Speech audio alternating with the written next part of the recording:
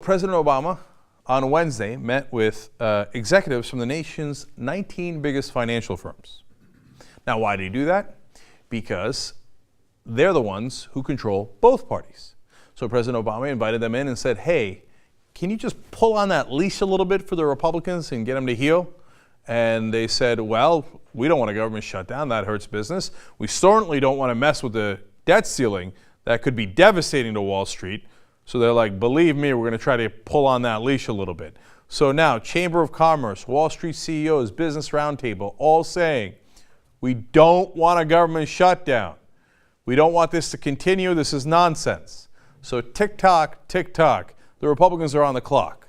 So yes, they still have some very wealthy donors like the Koch brothers, et cetera, that encourage their Tea Party antics. And yes, the Republican Party is now in an interesting split between the corporate branch and the Tea Party branch, which is funded by billionaire donors, but that are not corporations. So now the Democratic Party, meanwhile, who used to have some that were in the corporate branch, along with the Republicans, and some who were progressives, well, the progressive branch is almost non-existent now. There's a few brave souls left in there, the Bernie Sanders, the Keith Ellisons of the world, but President Obama is squarely with what used to be the old Republican mainstream and the corporate side. So he pulls in his corporate buddies and says, hey guys, we had a deal, man. Remember, I gave you everything you wanted. Now you got to make sure that these guys don't go crazy, and they're going to try. So here's a report on how that's going. The Chamber of Commerce has sent a letter to Congress signed by about 250 business groups urging no shutdown and warning against a debt ceiling crisis that they say could lead to an economically disastrous default. In other words, heal.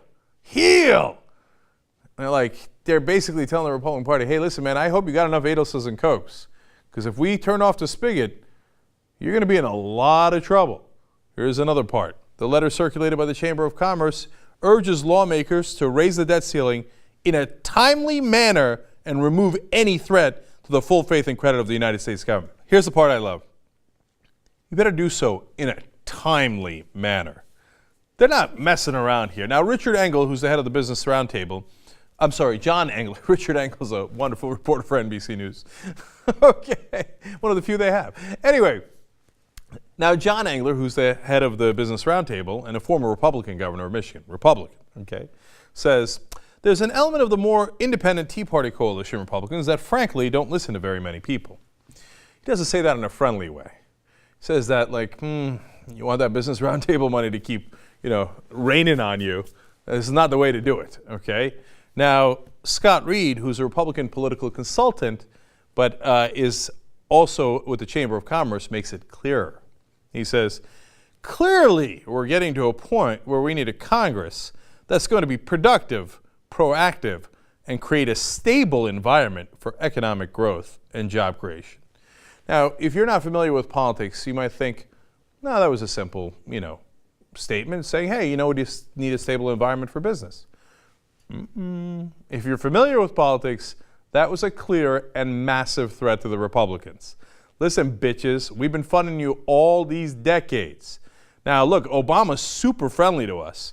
So if you want us to keep that money flowing, you want us to show you the money, you better make sure you cut this crap out with the government shutdown and even more importantly about the debt ceiling stuff, okay? We're not playing.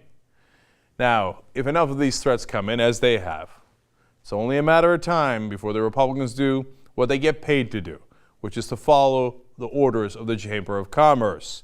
They will heal.